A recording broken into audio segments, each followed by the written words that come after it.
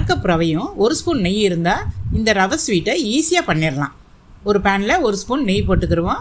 கொஞ்சம் நட்ஸை ஃப்ரை பண்ணி எடுத்து வச்சுக்கிடுவோம். முந்திரி போடுறப்ப ரொம்ப டேஸ்ட்டாக இருக்கும், க்ரன்ச்சியாக இருக்கும். கொஞ்சோண்டு பாதாம். இதுக்கு நெய் 1 ஸ்பூன் பயன்படுத்துகிறனால நம்ம அந்த ரவை எடுத்த அந்த கப்பில் 1/2 கப் தேங்காய், 1 கப் பால் பயன்படுத்த போகிறோம். இது நல்லா கிண்டிக்கிடுவோம். ஒரு 2 நிமிஷம் வறுத்துருவோம். செவந்திர வேணால் வாசனை வந்தால் போதும். இப்போ இதில் 1/2 கப் தேங்காய் தோல் எடுத்துகிட்டு நல்ல பல்ஸில் விட்டு அரைச்சி எடுத்து வச்சுருக்கேன்.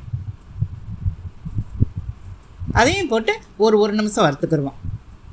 இப்போ ஒரு பக்கம் 1 கப் பால், கொதித்த பால், அதை ஊற்றிடுவோம். அடுத்து 2 கப் தண்ணி கொதித்தது, அதையும் சேர்ந்து கலந்துருவோம். இப்படி கொதிக்கிற தண்ணி ஊற்றுறதுனால சட்டுன்னு வெந்து வந்துடும். பிசுபிசுப்பு தன்மை இல்லாமல் இருக்கும்.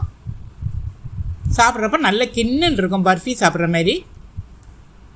ஒன்று சேர்ந்து வந்துருச்சு. ரவை வெந்துருச்சு, தண்ணி அப்சர்வ் பண்ணவும்.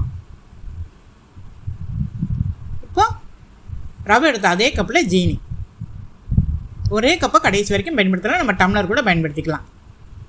இது மாஸ் பாதாம் பவுடர்னு விற்கிது. கல்யாண வீடுகளில் பாதாம் பால் கொடுப்பாங்க, அந்த பொடி தான்.